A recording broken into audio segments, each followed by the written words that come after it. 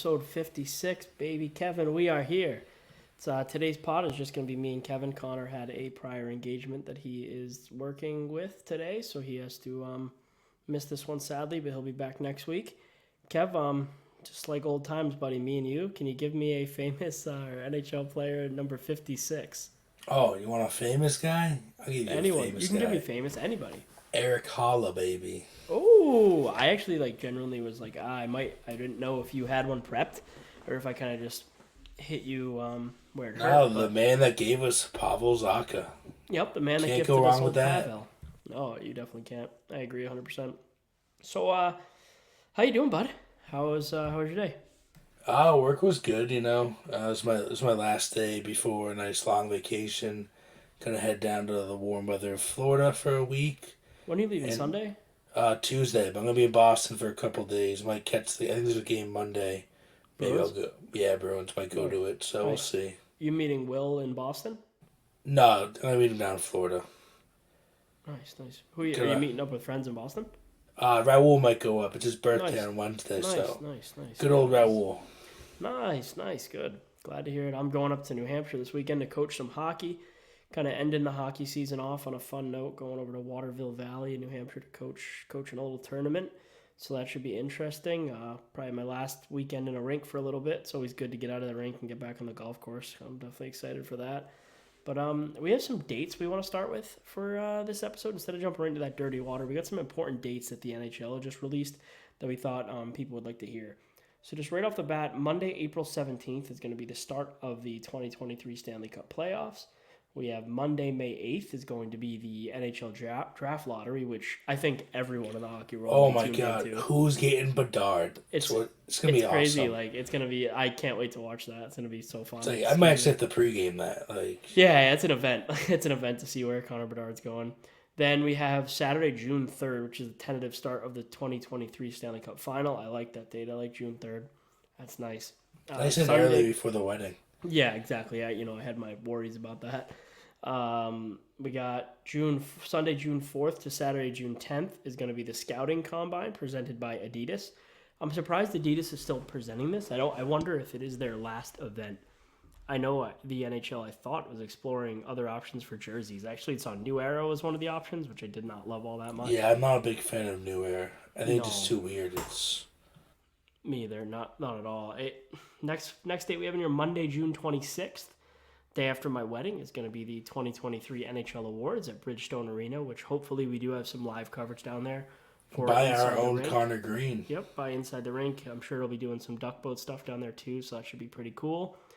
And Wednesday, June 28th is going to be round one of the 2023, sponsored by Upper Deck NHL Draft, and rounds 2 through 7 will be the following day on June 29th. Boring, but those are just some big dates that are coming up that if anyone wanted to know, hopefully you wrote them down and got those on your calendar. Anything on the dates, Kev? Anything? What are you looking forward to the most on all those dates? I'm ready for playoff hockey. too. April 17th, it's pretty much, we're a month away. Exactly tomorrow is a month away until playoff hockey, which is kind of crazy to think about. This year's gone by so quick. This season's gone by so quick. Some teams are we're 70 games in, so it's crazy to think about how quickly it's come. And Islanders have played 70 games. yeah, I think they played the and that's most. it. Yeah, just the Islanders. But yeah, this year has 2023. I mean, I guess we're only 3 months into 2023, but even that, it's just time just feels like it's flying by. As you get older, time flies by so much faster. Definitely have noticed that. It's those 5-day work weeks, man. Yeah, Ugh. exactly. I know. I agree. But just, yeah, I think for me, it's definitely the playoffs. We're in that weird zone right now where it's I just want playoff hockey. I'm watching the Bruins games. They're boring. I'm just it's just monotonous right now trying to get to that time. Yeah. But before we go more into that, why don't we get into that dirty water?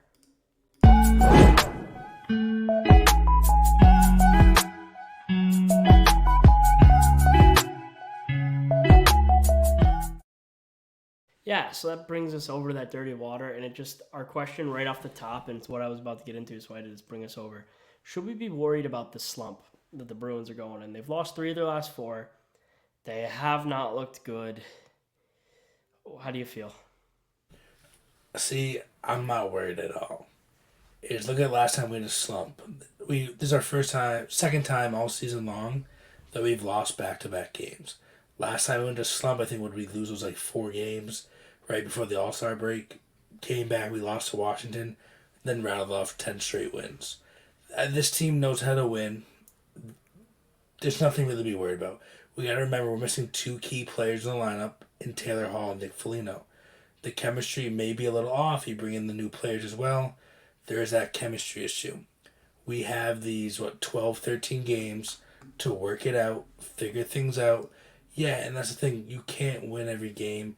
And I think as Bruins fans, we've been lucky this season to have as many wins as we have. But we got to remember, it's okay to lose. Like, losing is human. And that's what makes this team realize, hey, these are what we need to work on. Let's address that issue. Otherwise, you just keep winning. You may not see a big issue. It may not get them worried. I think losing allows them, it lights that fire under them to get them really going and be like, shit, we need to do better. We can't be losing to a Chicago team, letting a guy have a hat trick in the third period. So, Yeah, I agree with you wholeheartedly. I think one of the biggest things from this is this was always going to happen at some point, and you'd rather it be right now. You would rather light that fire under their ass right before the playoffs and get them jumping right in.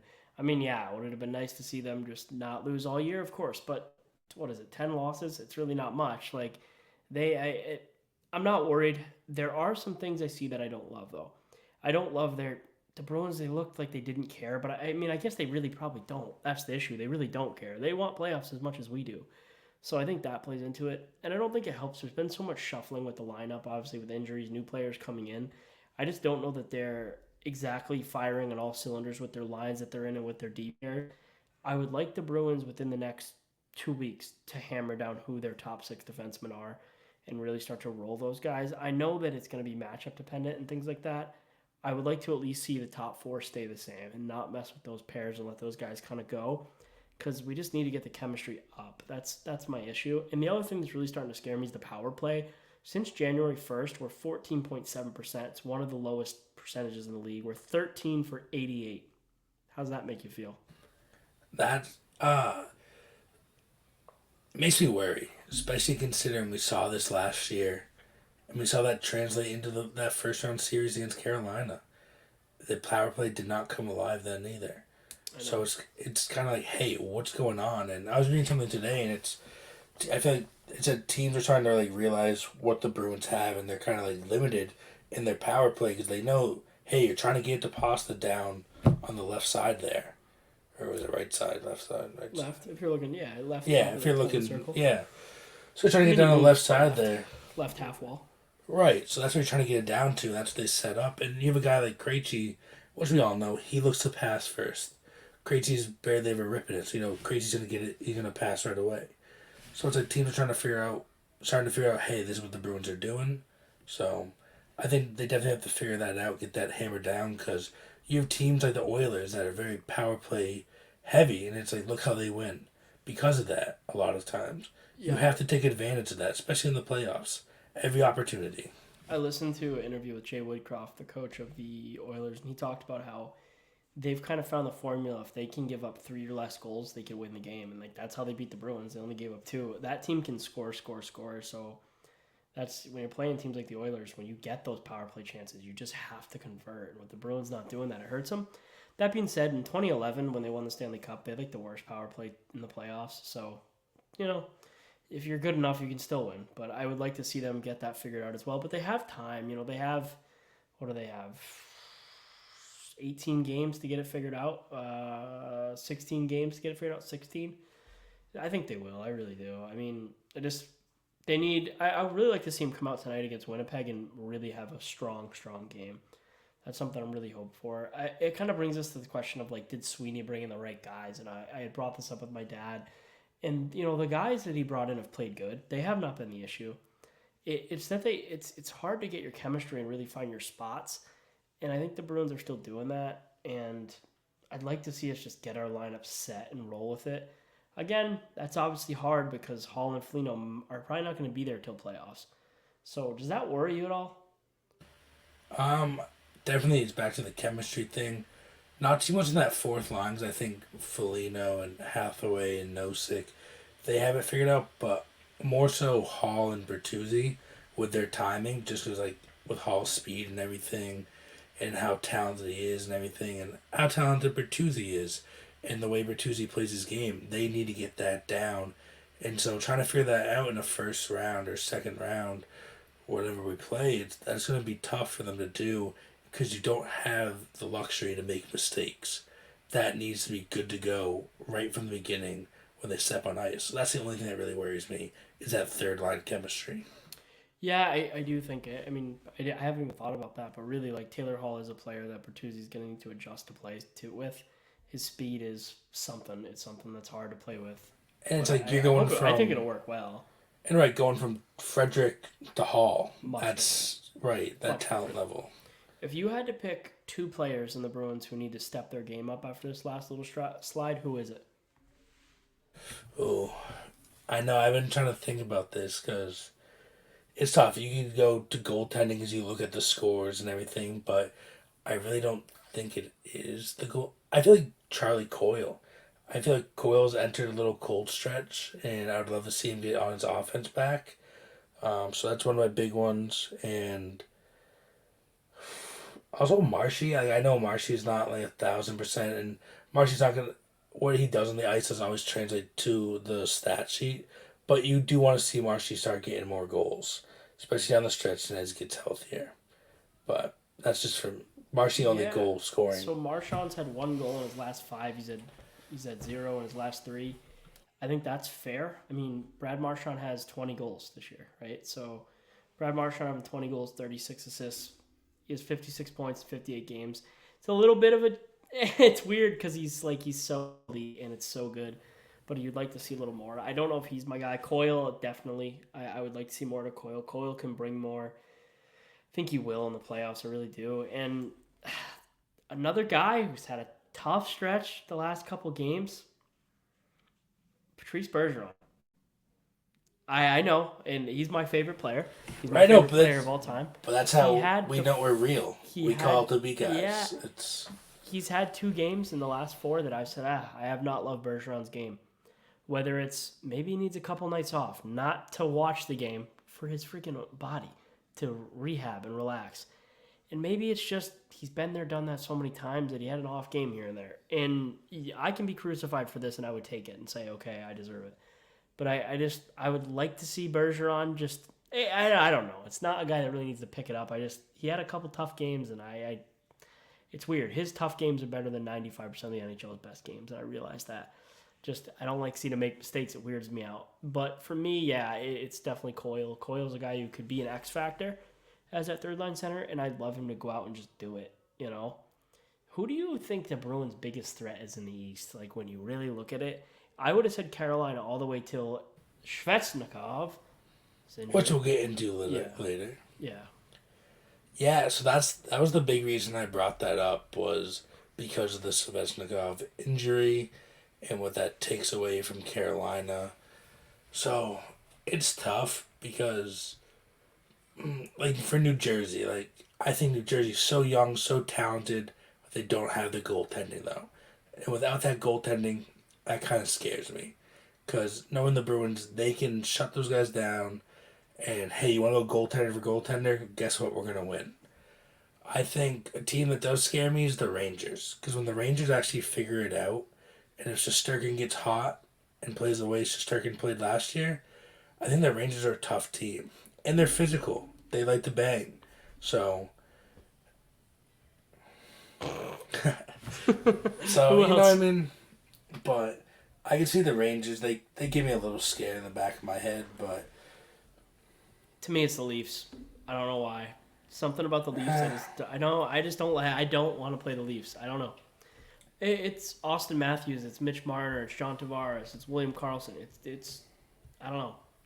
They don't have the wear and tear on them. They don't have all these things. I worry about the Leafs, man. I do. I know like the Leafs.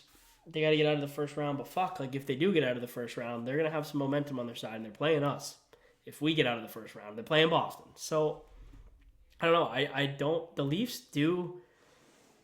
They give me a little bit of fear. I don't know. So it's weird because like I'm listening to this pure off of like betting on the Leafs the last couple Yeah, weeks, they lose. and Fucking bad games. every time I bet on them when they should win, they lose, and like those big names that you just mentioned, they don't show up, I know. and their goaltending sus, and their defense is sus, even after all those additions, because they're still trying to figure out all that chemistry because they revamped their whole entire D pairings, all three of them. So Yeah, I know. I get it. Like I get the not being scared of the Leafs thing too. Like I do. They haven't they haven't won a playoff series in quite some time. But it's just I don't know. Like you look at the top of their lineup. I guess Matthews is obviously like having a down year. It's 67 points in 60 games. It's a fake down year, but a little bit of a down year. You know, he's 31 goals, but he's been playing through injury the whole year. He's also like he's plus 27. He makes so many good defensive plays too. Like he's really rounded out his game so well. But Nylander's doing great. He's 79 points and 67. Marner is 86 points and 67. yeah, That's see, good. Nylander and Martyr scared the shit out of me. Like those dudes are just so Matthews talented. doesn't scare you? He does, but those two. I mean, this year those two have really been on one. Yeah. I mean, I don't know. The whole thing, I mean, I would just like to stay away from them. I really would. I don't know. I could be wrong. Last kind of thing we have over here, I mean, we'll talk about two players left. Trent Frederick and Hampus Lindholm, both having career years to me. Trent Frederick, 14 goals, 11 assists, 23 points. He's proven he's a bona fide third-line player. Maybe he can play even on a second line down the road. For the playoff stretch, he's going to be on the fourth line, most likely with Hall coming back. But definitely am proud. I've been banging the drum that Trent Frederick could be this player for a long time, so I'm glad to really see him do it. I'll really let you go on Hampus. Like Hampus, you're saying is making a case for the Norris. I don't see him having a chance at it at this point. Yeah, no, He has one more point than Charlie in 12 more games. To me, McAvoy, watching Charlie McAvoy play the last stretch, even with the Bruins losing, like McAvoy is out of this world. He's gonna win the Norris next year, I promise. yeah, no, agreed. Definitely a healthy McAvoy playing a whole year is a game changer. It's his next year if he can be. And that's the thing I hate about the Norris. It's like it's all about points. Like right now on every betting app, Eric Carlson is like negative 350 to win the Norris just because he has the most goals, most assists, most points in a defenseman. But he sucks on defense. Yeah, I mean they should change it, and the Norris Trophy could be for the best overall defenseman, and they could make it the Bobby Orr. Who I mean, stuff's it like a Paul Coffey, right? A guy who was so offensively inclined. Call it that. Make it the Bobby Orr Trophy and the freaking Paul Coffey. Best all-around defenseman, best offensive defenseman. I don't know. I could be talking out of my ass. And that's the hardest part. I think McAvoy to me, like, I said this to my dad the other day, and I still mean it. I'll say it now for anyone to hear. Connor McDavid's my number one player in the NHL. My number two is Cale Makar. My number three is Charlie McAvoy. I mean, yeah, it's hard to argue with that. Watch him play. Watch Charlie McAvoy play. Like he does it all. I get it that Pasta got more money than him. Charlie's more valuable. Charlie McAvoy is a stallion. Yeah, there's no like I mean, dude, he's so good. Like watching him play is awesome. And Hampus is great too. He's out of this world. He's the number one defenseman on every team but the Bruins. He's in here. He's the number two, which is still nothing wrong with that. And that's the biggest thing. Like with the season Hampus having, like with Charlie being out early, Hampus really stepped up, and he had those opportunities to add points and goals and assists to his resume. And it was really based off like Hampus kind of having a chance or Charlie having a chance based on when Drew Doughty won it in 2015, 2016, he only had 56 points. And that's when they really gave it to a guy that you don't have to put up the points, but you have that overall game. Charlie McAvoy, to me, is the most comparable player to Drew Doughty in his prime. Yeah, and I wish like the hockey writers and the people that vote on the trophies and stuff, they could get back to that and realizing, hey, watch the tape, watch the overall game. But you can put a McAvoy on these top guys. I follow all the hockey writers on Twitter. 25% of them really know the game. Yeah, it's sad. 25% of them have their job because they know someone or they got lucky. And 25% of them, it's brutal. Like, it's brutal to listen to. I mean, I would say you have 25% great, 25% average, 25% of those voters have barely watched Charlie McAvoy play. They only watch their own team. So it's tough. And I mean, I would fall into that third 25%. Don't get me wrong. Like I would fall into the homer, I watch my one team most of the time category. So I'm not trying to act like I'm better than any of those people, but like we don't have a bunch of Elliot Friedmans and Jeff Mareks voting. You know what I mean? Like it's some of those people who have votes. I don't exactly think use them the best way, and I think a lot of people would agree with that. Let's get another salt of the East, though. Let's jump over to the East. Let's get out of the Bruins. The Bruins are on a little tough stretch, but they're still very much so our Stanley Cup favorite. Big game tonight. Big game tonight up in the Peg.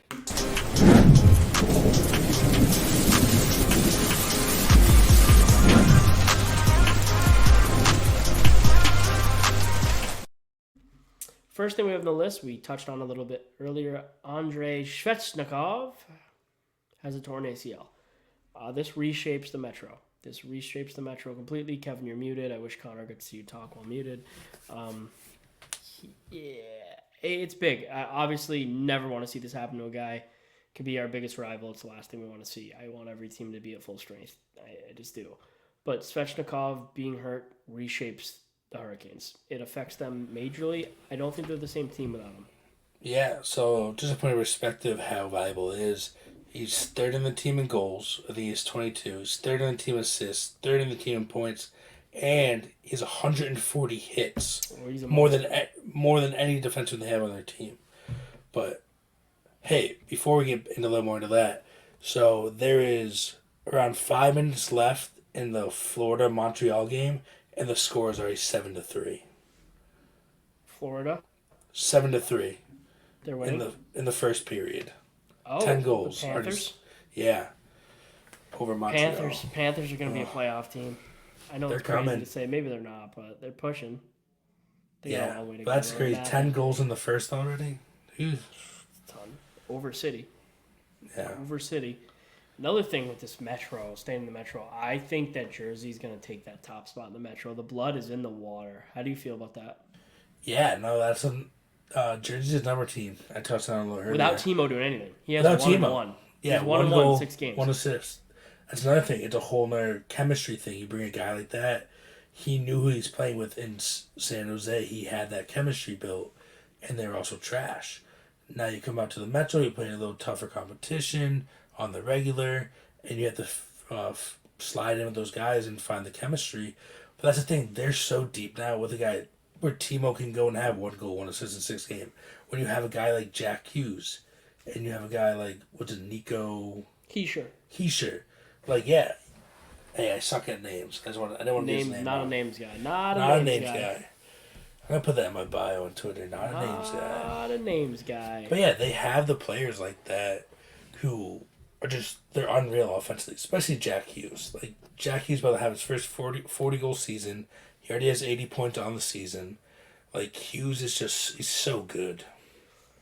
Let's talk a little Capitals. Tell me about the Caps, Kev. Tell me about what you've noticed with the Caps lately. So, the Caps. I'm becoming a big Caps guy.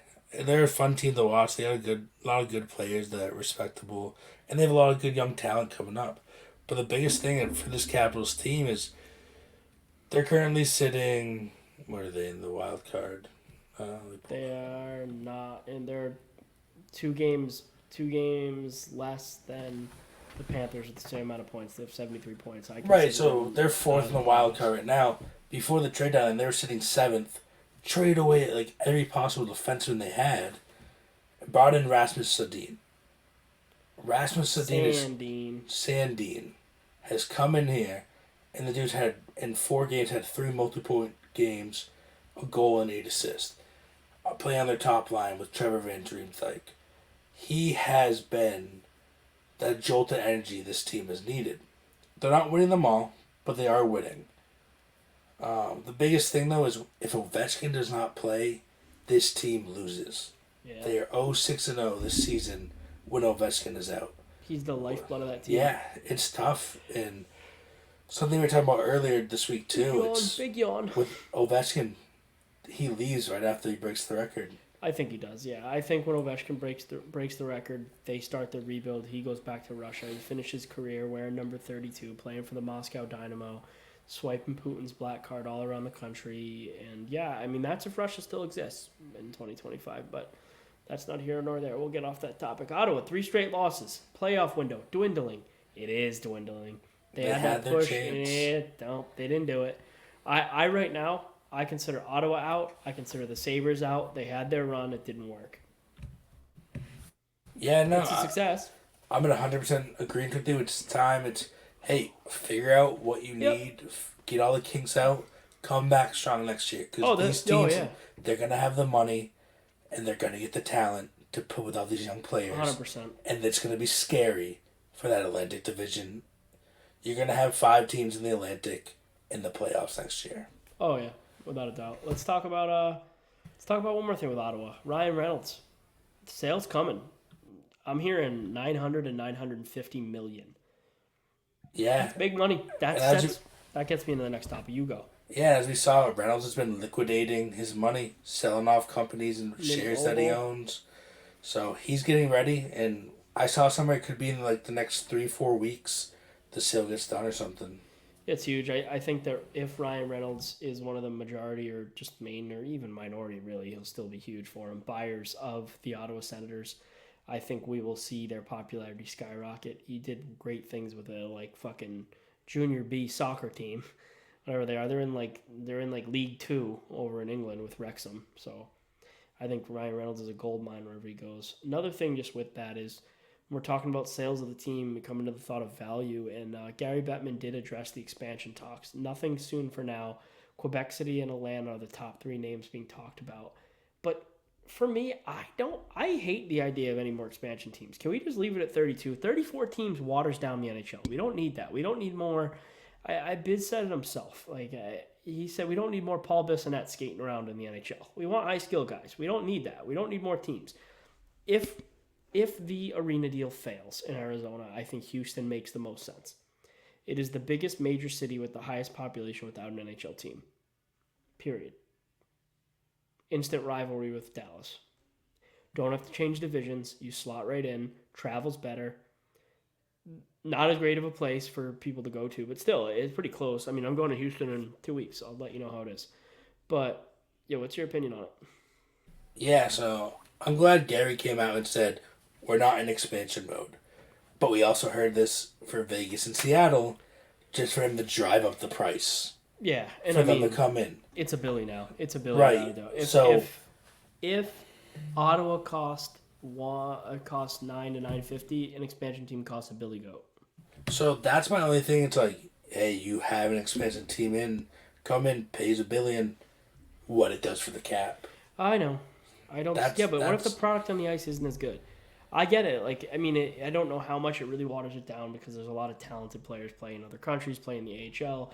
Another group of guys gets another shot. I get it, but I don't know. I think it is tough because every other sport is capped at 32. So that was the next big question. Why consider expanding when, like you said, you could relocate? Then it comes down to who do you relocate? Arizona, but who else if you wanted to? No one? Yeah, that's the biggest thing. You can't really. San Jose. Kev, let me stop you right there. Before we get into the Wild Wild West, I want to talk to you about my good friends over at DraftKings. The DraftKings Sportsbook is Boston's hometown sportsbook, and it's live now.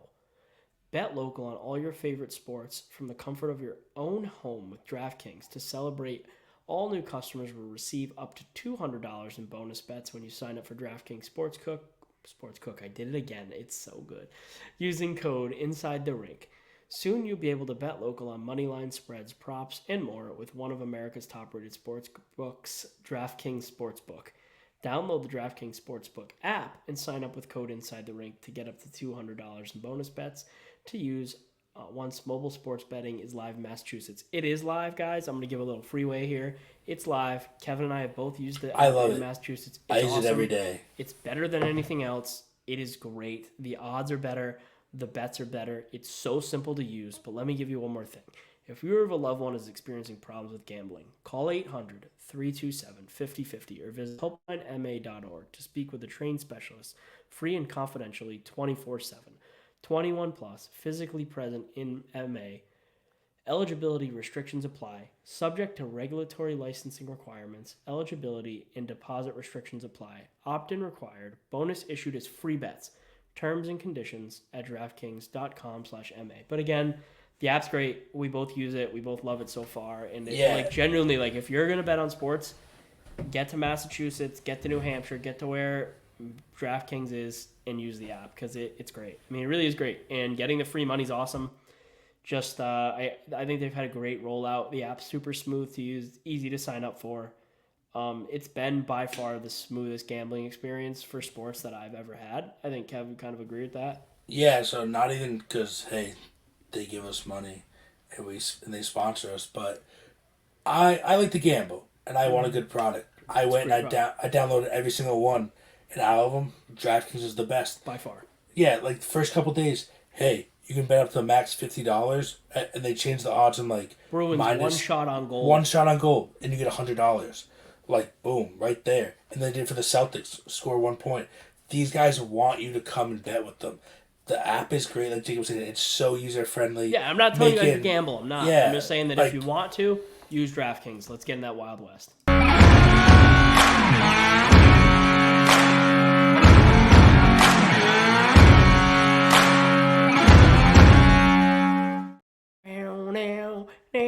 Oh, we're back on, Kevin. Binnington, up to no good again. You're muted, you bastard. Binnington's up to no good again. Tell me what happened, because I have no idea. You sent the video today. No, I didn't. Wasn't that you that sent it in the group chat? No. I'm pretty sure you sent the video of Fleury. No, I didn't. It was cool. Okay. I didn't even watch it. So, last night, the Minnesota Wild took on the St. Louis Blues. And the Blues were up 3-1 early on. And then I think the Wild won like 8-4, 8-5. Did have them in a parlay last night. So, that was fire. But yeah, no, things popped off. And Binnington being Binnington, running his mouth, showing off his emotions. Good old Marc-Andre skated down mid-ice. And it was like, come on, you want to go, buddy? We can go. And Binnington got a 2-game suspension out of it. Really? Yeah, they handed it down today. 2-game suspension. He's such a clown. He's a clown. I've said it. He's a joke. He's a clown. He's a clown. He had one good run in the playoffs that won him a Stanley Cup, and he's a clown. He's a clown. That's all I had to say to him. Colorado's looking like themselves again. Colorado's scary. This is scary. You think they can end up with a number 1 seed? I do. I do. They could. They're 66, 82 points. I think the Stars hold it. No, the Stars, man. The Stars have an offense, and they have Ottinger. They don't have a defense. Dude, if the Stars won some overtime games, they'd have way more points. Jesus Christ. Exactly. They can't. Had 13 OTLs. That's the highest other than the Sharks. That's wild. 13 OTLs. That's out of this world. But you know what's crazy? Pull up McKinnon's stats and what he's done in like 56 games this year. It's like insane. McKinnon is like... You're asking a lot of me. I'll see how fast I can do it. I don't want to hold up the people. Don't worry, I'm lightning fast. Nate Dogg. The Nate Dogg in how many games, Kev? You said 56 games? Yeah, right? He has, in 55 games, 82 points. Oh, he's so good. 29 goals, 53 assists. He is out of this world. Yeah, he's on like a 6-game projected 105 points in 71 games. He is out of this world. And that's the biggest thing. And he spoke to the team and the media, I think it was yesterday, about it. They realized they need to overcome all these injuries, and they're using that as the fuel to their fire. And they're coming out and they're winning. And you have Makar's back healthy. And if they can get to the playoffs, and I think they're going to get Landeskog back for the playoffs. It's looking likely. So you get a guy like that back, put him back right in, their captain. This team has what it takes. I don't trust their goaltending in Georgiev. Wasn't a fan in New York. Not really the biggest fan of Colorado of them. But if they can just keep them solid up front and have guys like McKinnon be scoring goals and Makar holding it down the blue line, I think they could do it. Again, I could definitely see a Colorado Bruins Stanley Cup. So could I. I like Edmonton a little more. Jonathan Quick paying off for Vegas. Vegas is so lucky they went and made this move because their goaltenders have dropped like a fly, and he's the type of guy that can step up and go on a run. They're so lucky they grabbed him. Right. I think they've won 4 straight, and Quick's look like Quick of old. Like, he's good. He's holding up for them and allowing the boys up front to get on the scoreboard. He's holding teams like 2-3 goals a game, which is like what you're talking about with the Woodcroft. You can hold a team to 2-3 goals, and you have an offense that go out and score. You're gonna win, and that's what Vegas has been doing. Agreed. I'm gonna make our last topic of the day one topic. Winnipeg, Kraken, Oilers. 68 games for the Jets, 79 points. 67 games for the Kraken, 81 points. 68 games, 82 points for the Oilers. All three of these teams are currently in playoff position. All three of these teams could somehow miss at the same time. Not all three of them, but one of those teams could all be seen on the outside looking in. I don't think any of them do, but the Predators and the Flames are coming. See, I'm really worried about the Flames. I don't think they have it. But you get Nashville sitting there with 75 points in 65 games. They're coming. But they have a negative goal differential. Only 2, though. They've really flipped the switch. Dude, look at the Kings. They have a plus 10 and somehow have 87 points. Lucky. Yeah. Winning games. They win games. I don't know. I think the Jets have the biggest chance of not making it out of those teams. I really like the Kraken getting in still. The Oilers, I think, could win the Cup. So the Oilers are clicking at the right time. Yeah, I'm not worried about the Oilers. It's more Winnipeg, Seattle. Winnipeg's just getting hit injury after injury. I think they are getting Josh Morrissey back tonight against Boston. But they just lost, was it Sam Gagner? Sam Gagner? Gagner. Yeah, he's out for the rest of the season. I don't know why we can't say it. It's Gagner. Right? I don't know. Now, this is when we're getting tired and I'm questioning if I am saying things right or not. The whole thing is just, the West and the East are it's different. It's for the first time they really, for the first time in the last little bit, there's teams pushing to the end, which is great. It means hockey's in a great place. It means there's parity. So we can't really complain there. And the thing with Seattle, I'm not even concerned if Seattle misses it, because this is still a win. The success they've had in their second season as a franchise, this season is a win for them. 100%. And they have so much young talent coming up, too. And you have Matty Beniers winning the Calder. He's going to have 60-plus points. It's just, this team's good, and they're going to be good. They did it the right way. Right, they did. They're not doing it the way Vegas is. They're going to be able to sustain without having to use LTIR, 20 million ITLR every year. I agree. I agree. I'm tired. You tired? Yeah, I'm ready to watch the Bruins. Let's get the hell out of here. Happy weekend, everybody. Hope everyone has a good weekend. This episode will be live tonight, Thursday night. And peace out.